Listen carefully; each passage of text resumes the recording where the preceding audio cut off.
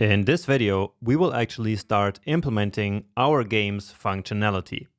And we will start with the most important functionality, which is rolling the dice.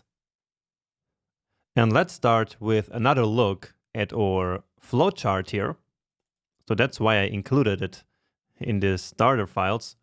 So when the user rolls a dice, we want to first generate a random dice roll, then display it, and then check whether it is a 1 or not. And if it's not, we add that dice roll to the current score, and if it is a 1, we go to the next player. And maybe you're noticing that having or building a flowchart like this is pretty similar to actually dividing the big problem down into smaller sub-problems. So essentially, all these squares that we have here on the flowchart are like the sub-problems that we now need to go ahead and implement. So again, for a bigger application like this one, it's a very good idea to draw a flowchart like this, along with the process of solving problems that I taught you in the previous section. So use all of these methods that I showed you together whenever you need to solve a problem. Because in the end, building a project like this is also simply solving a problem. So you know how the project is supposed to work, but then the problem is to essentially implement it yourself. And so you need to divide that big problem that can seem very scary into smaller problems that will then be easy to implement. And as we move through this project, you will see that it's not so scary after all. And with that being said, let's now also see this part of the flowchart in action in the real application. So this is a little bit less abstract. So we roll the dice, and now we roll the 1. So let's just do it again. Let me reload the game as if it was a new game. So we roll the dice, we roll a number, so we generate a random number and then display the dice accordingly, and then we add that score down here. Again, and now we actually rolled a 1, and so we moved on to the next player. Okay. So that's what I just explained before using the flowchart, but seeing it in action is a bit easier.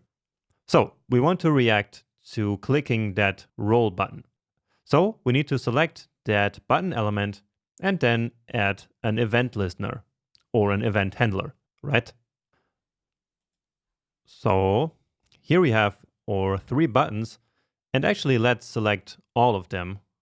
So we will need them anyway later. So that's button new, button roll, and button -- hold. So const button new is document.querySelector.btn and then 2 dashes new. And now I will just duplicate this line here.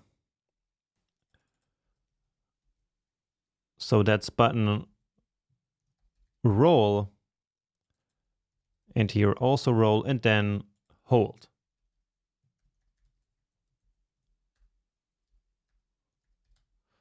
So let's just confirm new roll and hold, and indeed new roll and hold. So that's going to work just fine. And now let's implement here the rolling dice functionality.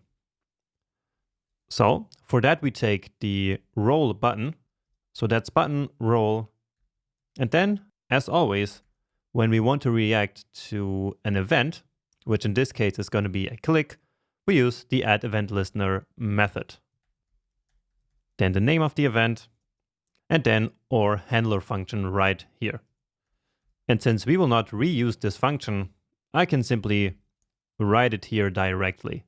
So let's now write some comments before we actually write the code, because that is very helpful in knowing what we should do. So we already know that we need to start by generating a random dice roll.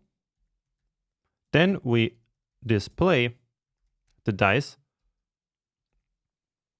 and then we check for a rolled 1, basically. And if true,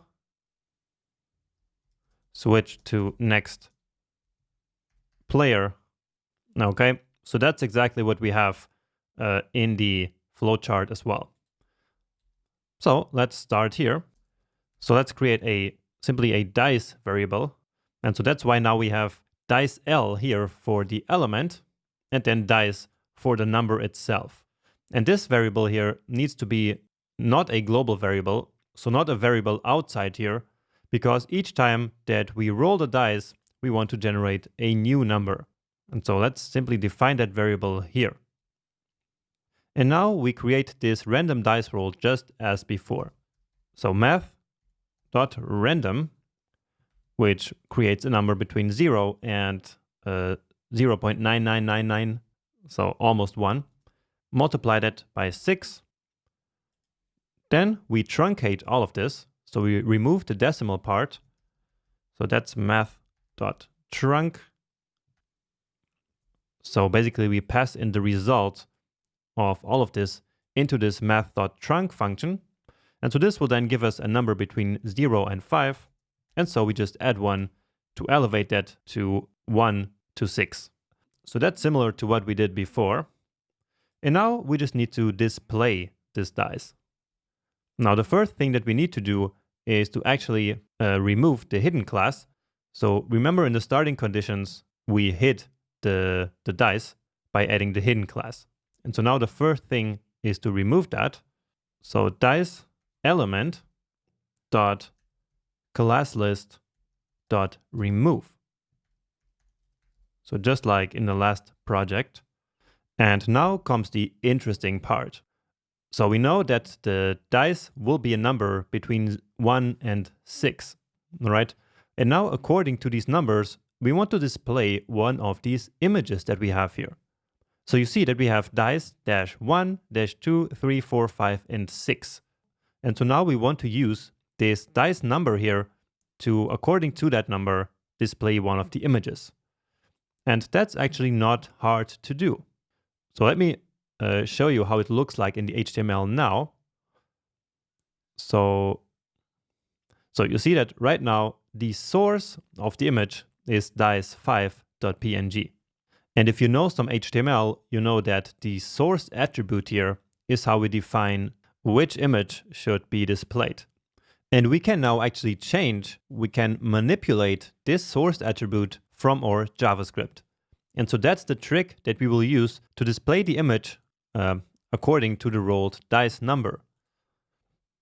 So let's again take the dice element, and then here there is a new thing.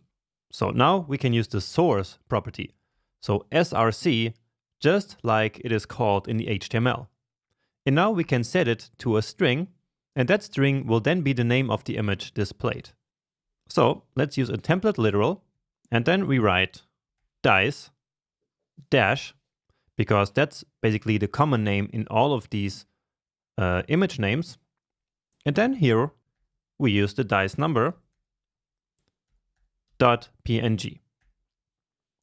And so with this, we can dynamically load one of these 6 images here, depending on the random rolled dice. So let's give it a save and let's give it a try, because this part should already be working now. So let's see. And indeed, we get this 3. Let's actually also log to the console for now this random number, just so we see that the dice is actually the corresponding one to the number. So let's go back here to the console, make it a bit smaller. And now let's roll the dice, and it works. Great. So we get a 2, and so indeed a 2 is also displayed here. Now 6 and 6 here. And let's just see if we get all the numbers. But yeah, we get the 1, and we already saw the 6 happening as well. So that means that our code is correct. Great.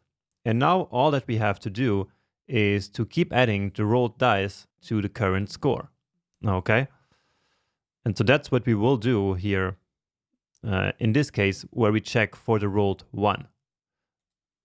So remember, that only happens when the number is not a 1, right? So again, if it's a 1, switch player. If no, then add the dice roll to the current score. So basically, let's test here if the dice is not 1.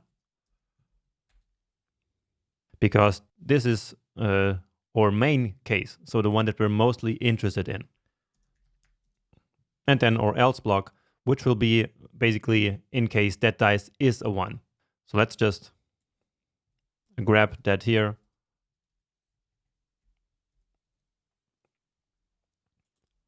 So here we want to switch to the next player. But if it's not a 1, then we want to add the dice to the current score. So let's do this part here. And in order to actually be able to add the current dice to the current score, we need a way of saving that current score somewhere, right? So remember from the first project that we should not just store any data only in the DOM, right? So in this particular case, we should not only display this current score on the user interface. Instead, we also want a variable in our code which always holds the current score of this current round. Okay, so we need to define a variable for that. And where do you think we should do that? Well, it is certainly not in this function. So not in this handler function, because if we did that, then each time that we roll a dice, the current score would be resetted. So it would be redefined, because this function here is called over and over again each time that the button is clicked. So if we want to basically persist that value, so if it should keep existing, then it needs to be outside here in the main program. So let's call this one current score. And we start it at 0. And it needs to be a let because we will keep updating it. So again, this cannot be inside of this function because then it would be set to 0 each time that we click the button, right? And so therefore it needs to be outside. Okay, and now we say current score is equal the current score plus the dice. And once again, there is a shortcut operator for repeating this variable here. So instead of this, we can just write current score plus equal the dice. Okay, so that's exactly the same, but it's a little bit faster to write. And now all we need to do is to display the score on the current player. Now at this point, we will just display it on player 1 to make it a little bit simpler, but in the future, we will need to keep track of which player is the active player. So that we will do in the next lecture. But again, for now, let's just display the score on player 1. So let's select the score or the current score for player 1. So let's check where that is scored. And it is right here with this ID --1 and --0. So let's actually copy that. And then I will select both of these elements up here. So let's do that below this one. And actually, I will keep using get element by ID now. So current 0, and then again element. Get element by ID. And then just the class name, again without the hash symbol there. And then current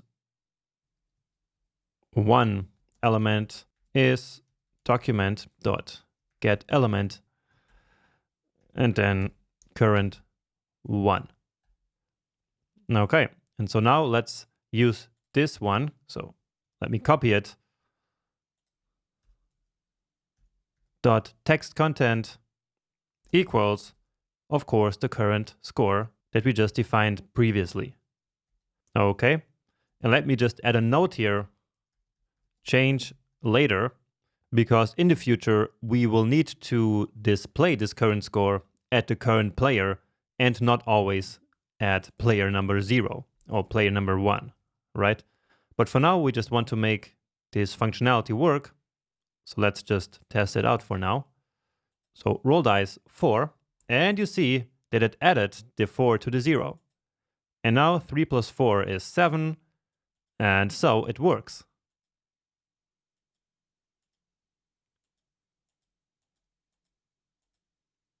And now that we rolled a 1, nothing happened. So in this situation, we want to move to the next player. So basically switching the player. And so that's going to be this else branch. But this one I will leave for the next lecture because this involves doing a lot of stuff. So maybe you can think about what we need to do, because that would be a good opportunity for you to start thinking by yourself how to implement this kind of functionality. So try that out, and then let's move on to the next video.